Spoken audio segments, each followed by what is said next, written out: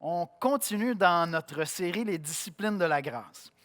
Pourquoi est-ce qu'on commence l'année 2021 avec cette idée-là des disciplines de la grâce? Bien, c'est parce que cette année, en 2021, comme Église, nous désirons grandir, vraiment grandir dans la grâce. Et j'aimerais ça vous lire un verset très court dans 2 Pierre 3, 18, qui exprime mon désir pour l'Église de l'Espoir, ma prière pour l'Église de l'Espoir.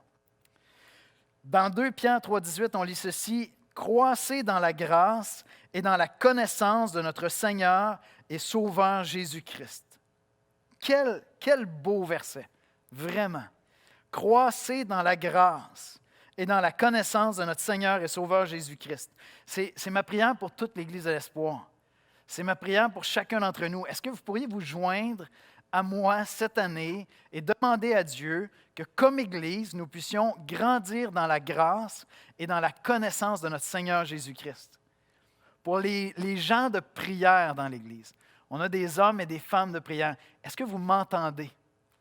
Je vous demande de vous joindre à moi qu'en Église, on puisse prier afin que, comme Église, on puisse grandir dans la grâce ensemble et dans la connaissance de notre Seigneur Jésus-Christ. Alors voici, la prière est toute simple.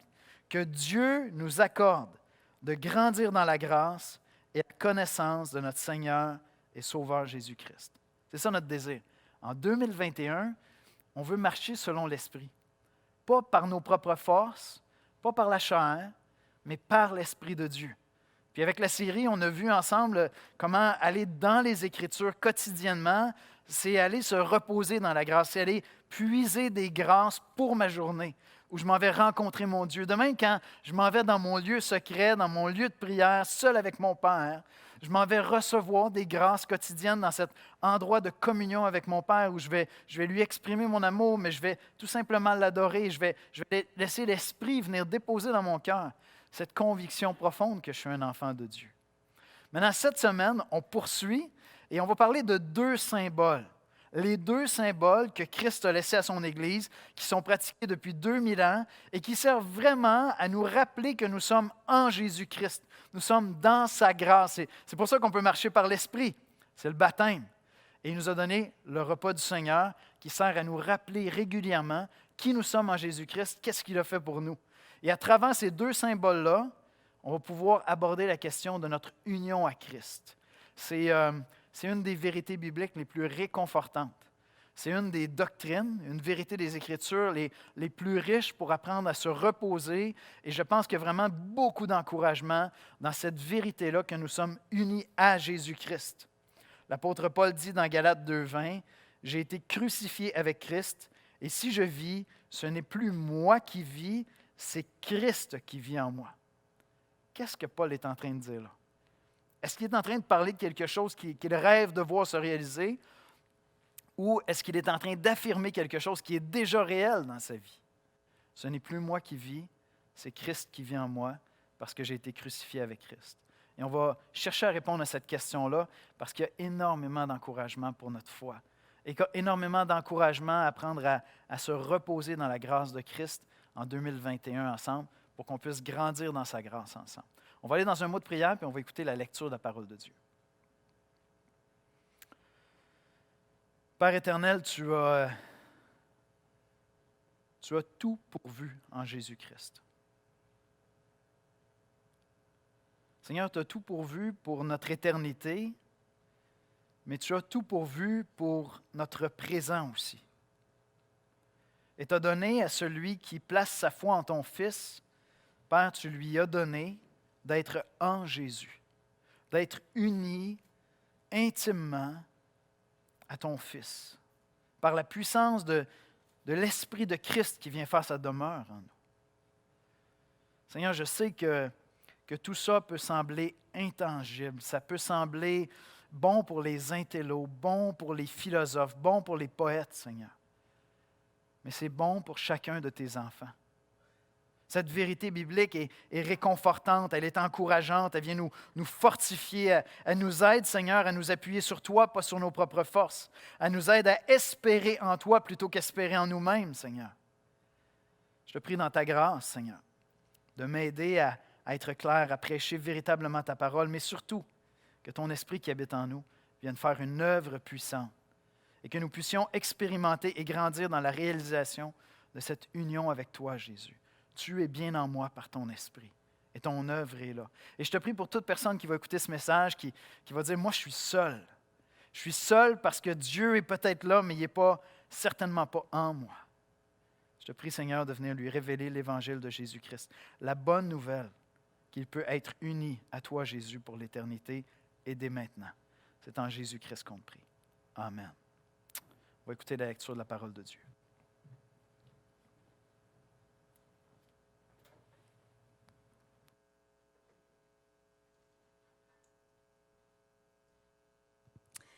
Les passages bibliques de ce matin sont tirés de Matthieu chapitre 28, les versets 16 à 20, et de Romains chapitre 6, versets 1 à 10, dans la nouvelle version de Genève. Les 11 disciples allèrent en Galilée sur la montagne que Jésus leur avait désignée. Quand ils le virent, ils l'adorèrent. Mais quelques-uns eurent des doutes. Jésus, s'étant approché, leur parla ainsi. « Tout pouvoir m'a été donné dans le ciel et sur la terre. Allez, faites de toutes les nations des disciples, les baptisant au nom du Père, du Fils et du Saint-Esprit, et enseignez-leur à observer tout ce que je vous ai prescrit. Et voici, je suis avec vous tous les jours jusqu'à la fin du monde. » Que dirons-nous donc? Demeurerions-nous dans le péché afin que la grâce abonde? Loin de là. Nous qui sommes morts au péché, comment vivrions-nous encore dans le péché? Ignorez-vous que nous tous qui avons été baptisés en Jésus-Christ, c'est en sa mort que nous avons été baptisés? Nous avons donc été ensevelis avec lui par le baptême en sa mort, afin que, comme Christ est ressuscité des morts par la gloire du Père, de même nous aussi nous marchions en nouveauté de vie. En effet, si nous sommes devenus une même plante avec lui par la conformité à sa mort, nous le serons aussi par la conformité à sa résurrection, sachant que notre vieil homme a été crucifié avec lui, afin que le corps du péché soit réduit à l'impuissance, pour que nous ne soyons plus esclaves du péché. Car celui qui est mort est libre du péché. Or, si nous sommes morts avec Christ, nous croyons que nous vivrons aussi avec lui, sachant que Christ ressuscité des morts ne meurt plus. La mort n'a plus de pouvoir sur lui, car il est mort, et c'est pour le péché qu'il est mort une fois pour toutes. Il est revenu à la vie, et c'est pour Dieu qu'il vit.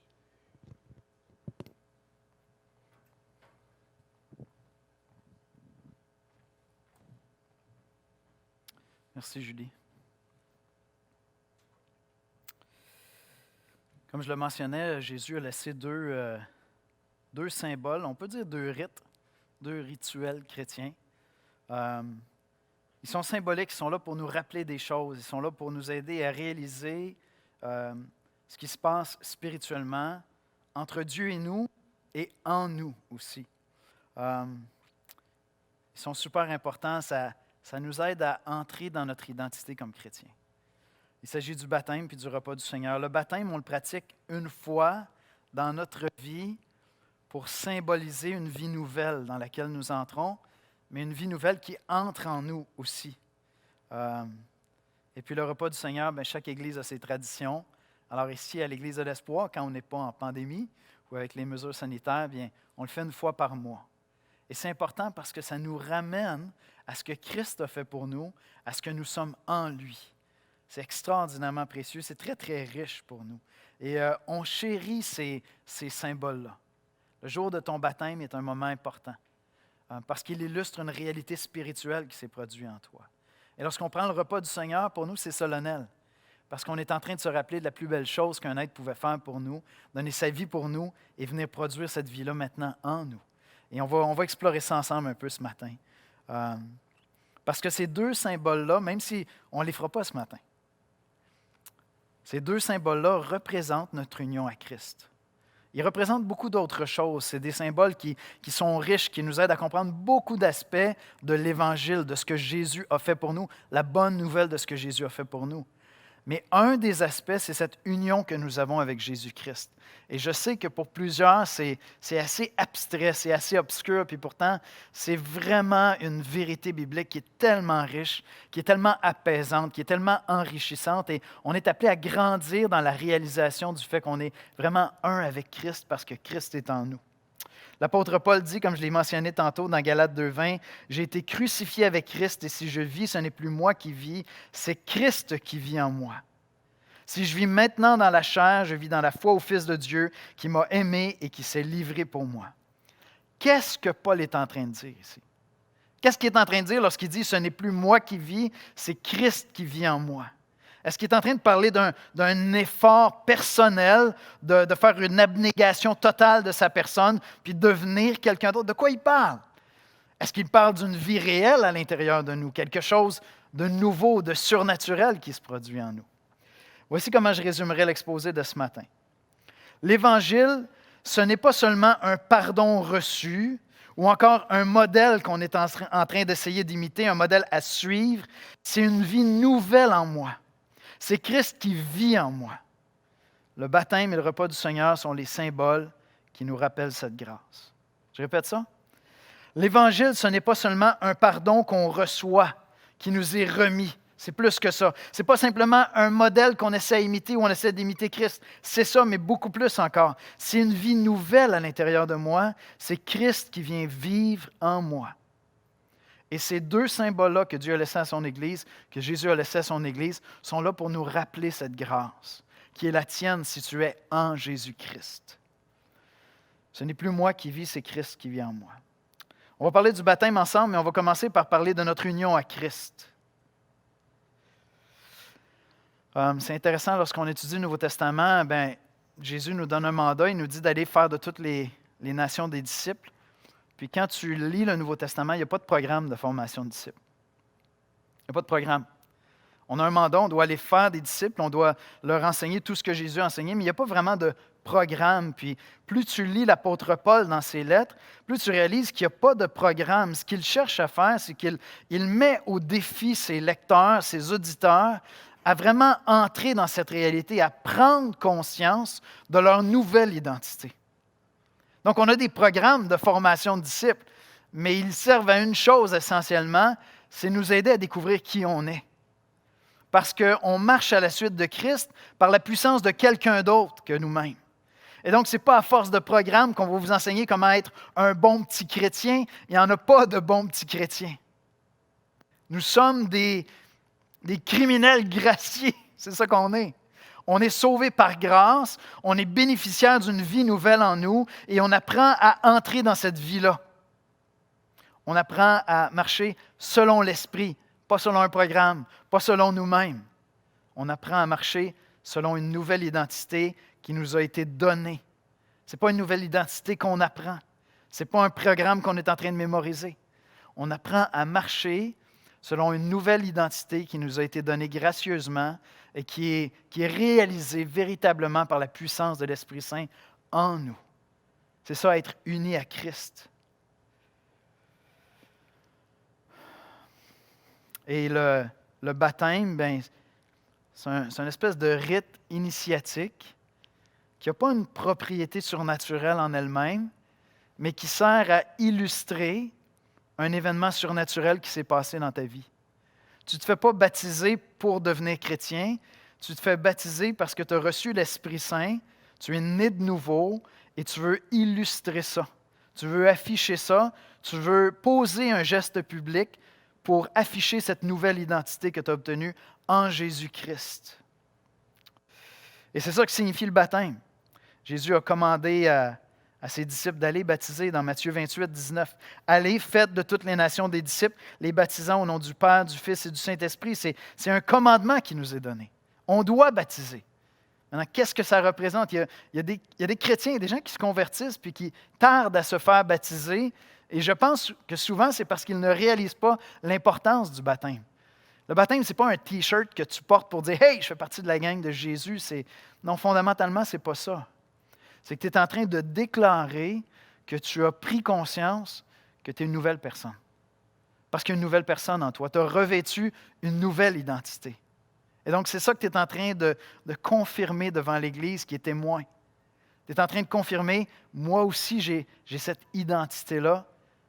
J'ai été baptisé en Jésus-Christ. C'est frappant, dans Galates 2, 26, 27, on lit ceci. car vous êtes tous fils de Dieu, filles de Dieu, par la foi en Jésus-Christ, vous tous qui avez été baptisés en Christ. Vous avez revêtu Christ. Lorsqu'on baptise les gens, on les baptise soit au nom de Jésus, soit au nom du Père, du Fils et du Saint-Esprit. On voit les deux dans les Écritures. Donc, on va baptiser au nom de quelqu'un, mais l'apôtre Paul emploie une autre expression ici. Il dit, vous avez été baptisés en Christ, vous avez été baptisés en lui et vous avez revêtu Christ. Il y a quelque chose de plus que d'être baptisé en son nom. Ce n'est pas simplement quelque chose qui est fait en ma faveur.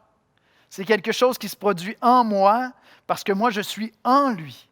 Il y a quelque chose de beaucoup plus intime qu'un certificat de pardon qu'on t'enverrait par la poste. Quand tu rentres dans un club, tu reçois ta carte, puis tu fais partie de ce club-là.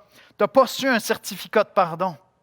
Tu es devenu une nouvelle personne parce que tu as été baptisé en Jésus-Christ. Tu as été immergé en lui et tu as revêtu Christ.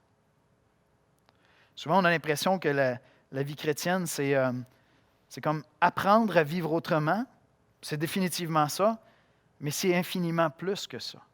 Souvent, on a l'impression que la vie chrétienne, c'est comme mettre un costume puis dire, il y a une expression, fake it till you make it.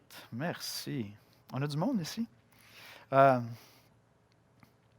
Cette semaine, j'arrive au bureau, puis il y avait 2 policiers dans l'entrée, juste là.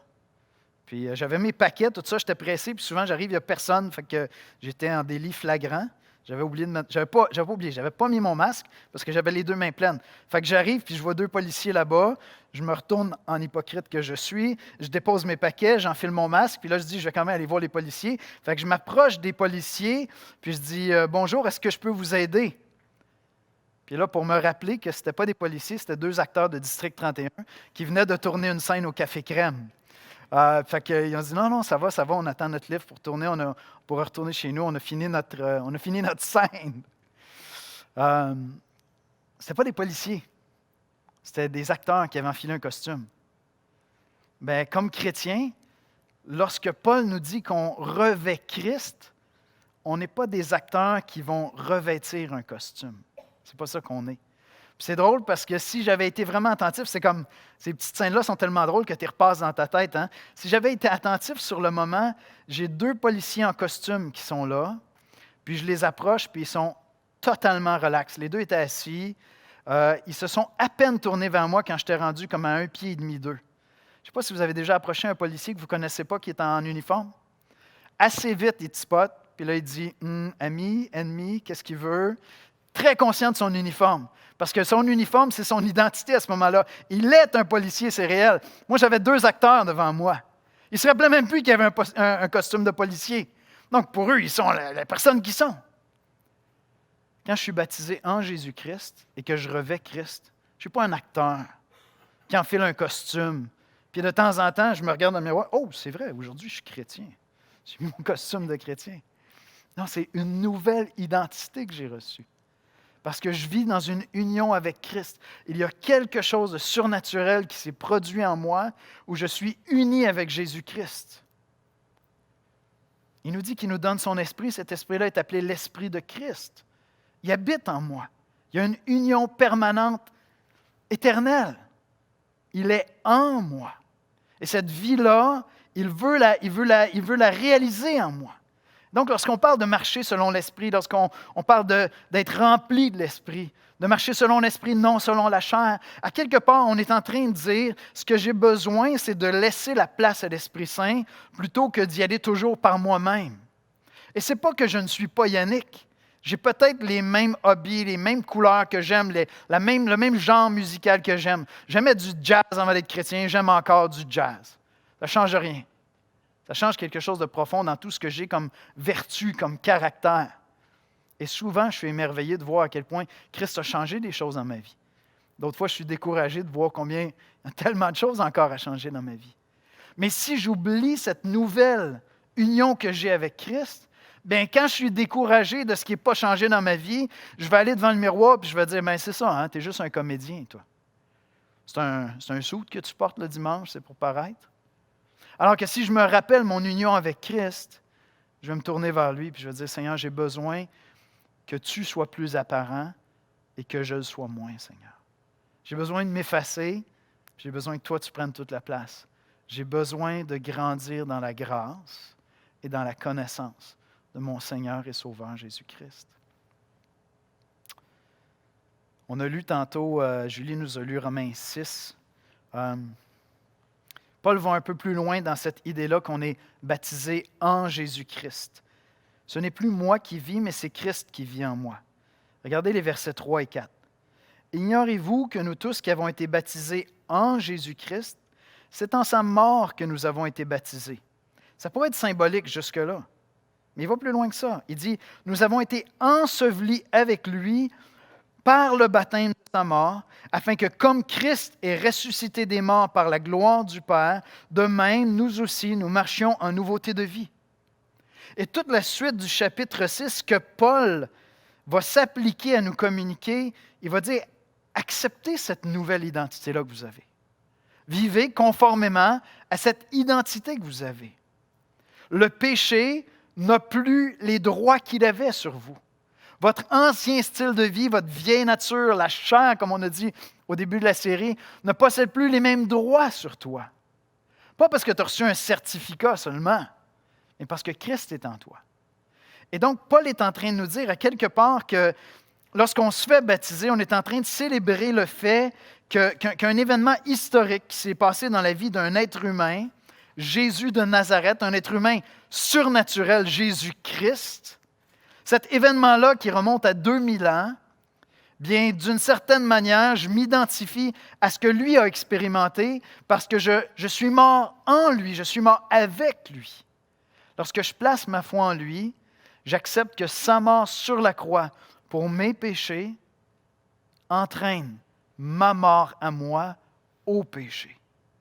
Est-ce que ça fait du sens?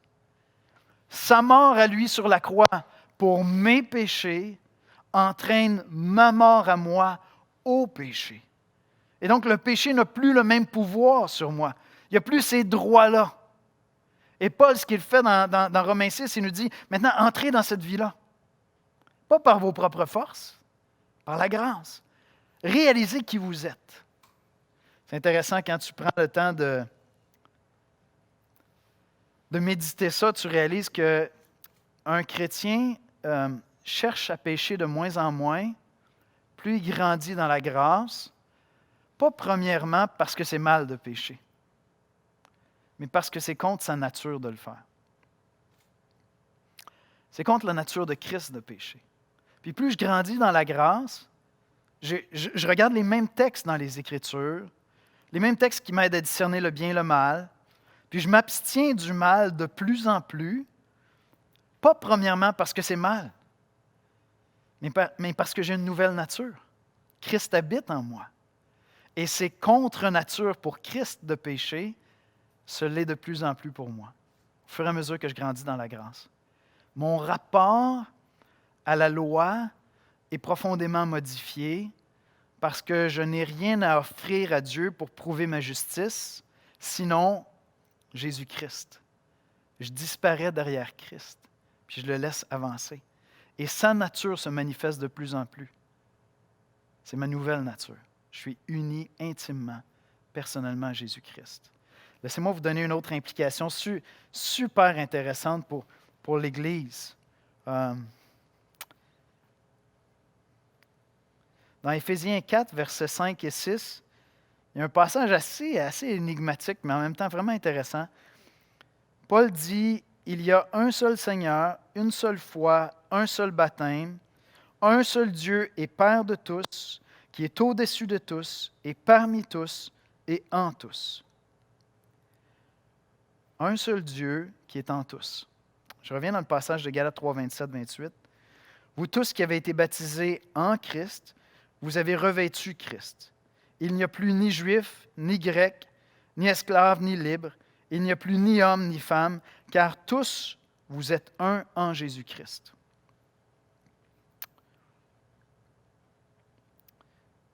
Il y a beaucoup de conflits dans les églises. Beaucoup d'églises qui se divisent, il y a des tensions. Puis là, on se dit, OK, il va falloir qu'on s'accorde. Puis on cherche à se pardonner. Puis là, on cherche l'unité ensemble. Puis on cherche à s'entendre. Maintenant, notre unité à nous, comme chrétiens, ne vient pas du fait qu'on est d'accord les uns avec les autres. Je peux être en désaccord avec toi, puis être tout aussi uni à toi. Parce que notre unité vient du fait que la même personne habite en chacun de nous. La même personne, c'est pas Jésus qui s'est multiplié dans des milliards de petits Jésus puis envoyé plein de petits esprits saints dans chacun. C'est une personne qui est en toi et moi, et dans un sens très réel et spirituel, toi et moi, nous avons la même identité. Donc, lorsqu'il y a un manque d'harmonie dans l'Église, je ne devrais pas aller en disant, là, l'Église est désunie. Non, elle est d'une manière très unie encore. On n'est pas unis physiquement ce matin. Et pourtant, nous sommes très unis, même si tu es loin de moi. Même si tu es chez vous, même si tu es à l'autre bout de la planète, même si tu n'es pas de notre assemblée locale, tu es d'une autre assemblée, si tu as cru en Jésus-Christ comme ton Seigneur et ton Sauveur, toi et moi, nous avons la même identité, qu'on soit d'accord ou non. Et donc, lorsqu'il y a des problèmes d'unité dans l'Église locale, la première chose qu'on doit chercher à faire, c'est de se rappeler que nous avons la même identité, la même personne habite en nous deux. Peu importe qu'on soit d'accord ou non, c'est bien d'étudier les Écritures, c'est bien de chercher à s'entendre sur ce que les Écritures enseignent. C'est important de le faire. On veut être d'une même pensée. Mais voici comment je l'ai résumé. Nous ne cherchons pas un esprit d'équipe. Nous sommes l'équipe d'un seul esprit. Nous sommes tous habités de l'esprit de cette équipe-là. Je n'ai pas besoin de chercher à avoir un esprit d'équipe avec l'Église. Si vraiment j'avais besoin de trouver un esprit d'équipe avec l'Église, ce serait peut-être parce que je ne suis pas chrétien, je n'ai pas le Saint-Esprit. Non, on est l'équipe d'un seul esprit qui habite dans chacun de nous. Et donc, si tu as cru en Jésus-Christ, puis tu es un chrétien qui va super bien, puis être dans ta présence comme c'est super édifiant, c'est agréable, j'ai le goût d'être avec toi, tout ça, on est unis. Si en même temps, tu vas vraiment mal spirituellement, tu as pris une débarque, tu essaies de revenir, ta vie est tout croche, c'est comme, tu te dis, je ne sais pas si je devrais aller vers les chrétiens. Bien, si tu as l'Esprit de Christ, tu es déjà uni à moi, quelle que soit la qualité de ta vie spirituelle. Si tu es chrétien, tu es uni à moi. Que ta théologie, ta connaissance des Écritures soit super mature ou non, ça ne change rien. Et c'est ça qu'on célèbre à travers le baptême. Quand je me fais baptiser, ma théologie est tout croche. J'espère que tu ne vas pas attendre 25 ans avant de te faire baptiser. Ça serait triste. Non, je vais attendre de tout comprendre la Bible. Puis quand je vais être un chrétien ça coche, je vais aller me faire baptiser pour dire à Jésus, « Regarde comment je suis beau! » Ce n'est pas l'Évangile. Non, tu te fais baptiser au début, c'est n'importe quoi, tu es tout mêlé, tu ne sais même pas où trouver tes livres dans la Bible. Puis tu es là, puis tu dis, wow, j'ai compris Jésus, c'est mon salut. Bien, on est parfaitement unis en Jésus-Christ, toi et moi. Parce que la même personne habite en toi et moi. C'est vraiment puissant. Et donc, lorsque je me réunis avec des frères et sœurs, lorsqu'on s'appelle, on s'écrit, lorsqu'on s'écrit sur Facebook, puis qu'on a des désaccords, le fait que le même esprit habite en toi et moi devrait faire toute une différence dans ma manière d'interagir avec toi. Une humilité, mais non seulement de l'humilité, de l'amour, parce que l'Esprit de Christ habite en toi. C'est vraiment extraordinaire comme vérité biblique. Et le baptême nous a été donné pour se rappeler de ça. C'est un rituel symbolique. Il symbolise notre union à Christ. Nous sommes unis dans sa mort pour nos péchés et nous serons unis dans sa résurrection. Et déjà, sa vie est en nous. C'est une vie nouvelle qui est là.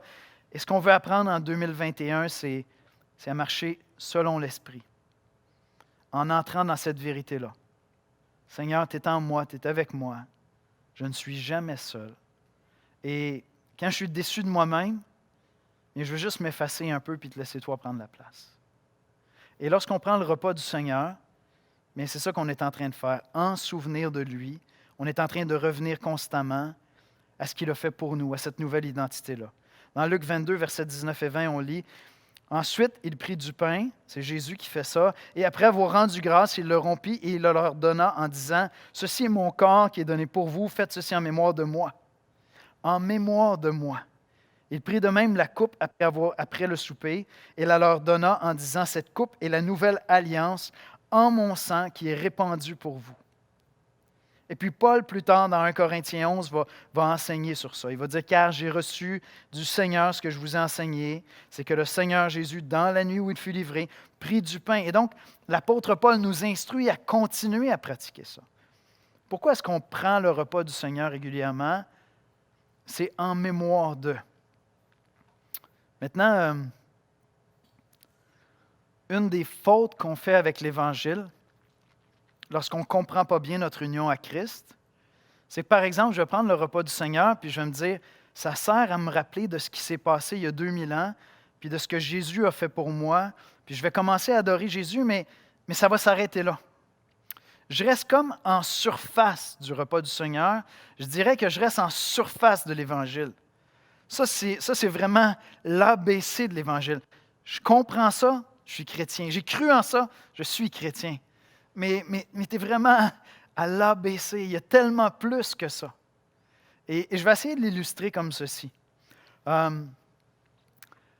je ne suis pas un immigrant, je suis un fils de fils de fils de fils d'immigrants. D'accord? Mais je ne suis pas un immigrant récent, disons. Lorsque tu émigres puis tu t'en viens au Canada, pour en avoir parlé avec des immigrants qui sont ici depuis longtemps, bien au début, je veux dire, ton identité, c'est ta terre d'origine. Puis tu es un visiteur au Canada. À quelque part dans ton expérience, tu ne te sens pas chez toi.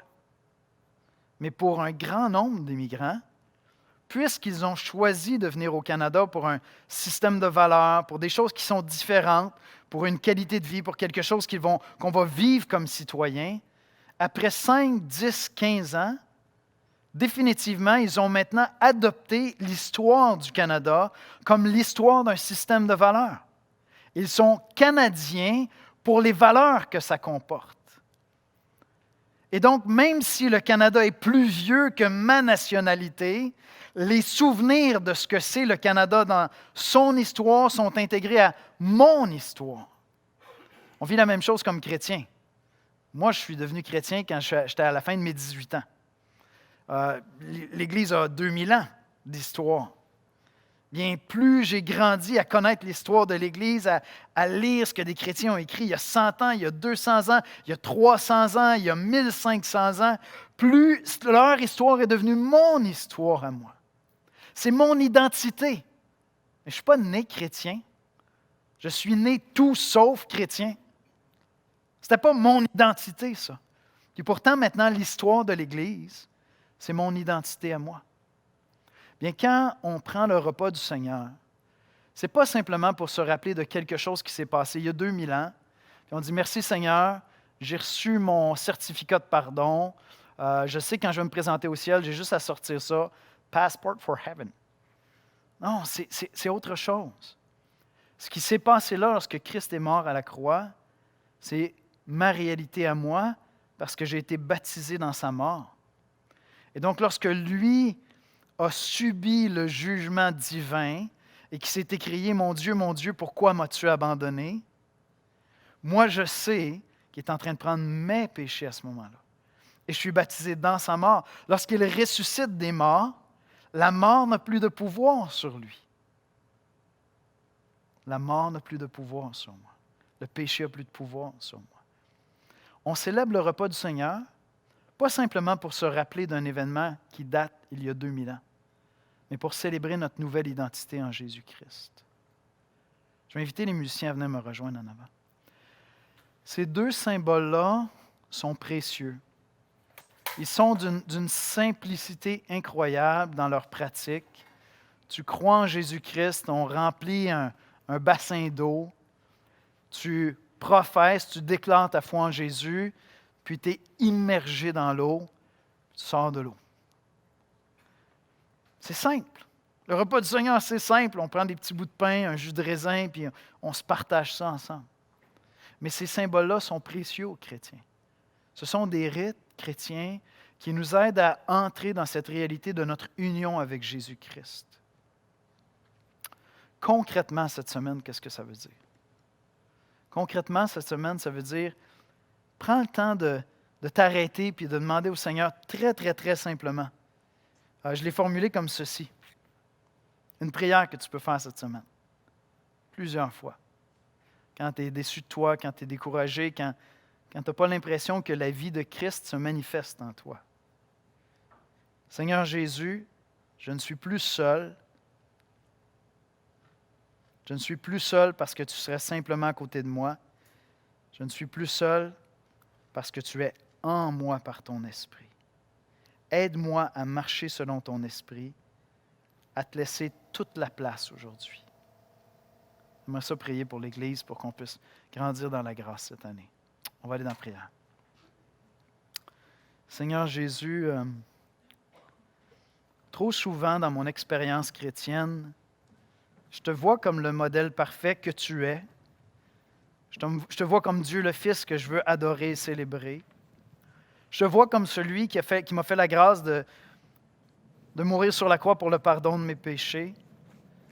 Mais j'oublie de prendre conscience que tu es en moi. Par ton esprit, l'esprit de Christ habite en moi. Et Seigneur, je suis déçu de moi-même. Puis à quelque part, en faisant ça, en étant tellement déçu de moi-même, je détourne le regard de toi. Je fixe le regard sur moi, sur ma performance chrétienne. Je te le confesse, Seigneur, ça brise ma joie. Ça me détourne de la grâce. Ça m'enlève la foi de croire que ce que tu as commencé en moi, tu vas le compléter. Seigneur, je te prie de nous aider en 2021 à vraiment entrer dans cette réalisation-là que nous avons une nouvelle identité. On n'est pas des acteurs. On n'a pas enfilé un costume. On a été vraiment baignés en toi, Christ, et nous t'avons revêtu. Tu es notre identité. Seigneur, je te prie de nous aider à grandir tranquillement cette année, dans cette vérité-là, à nous reposer dans cette nouvelle identité, croyant profondément que cette vie-là va se manifester en nous. Je te prie, Seigneur, pour quelques-uns des frères et sœurs dans l'Église qui souvent manquent de voir ça. Ils doutent tellement fort qu'ils voudraient voir. Ils ont l'impression que ce que les chrétiens autour d'eux vivent, c'est tellement plus riche, plus profond. Je te demande, Seigneur, de leur accorder la grâce, de revenir à ce principe de grâce.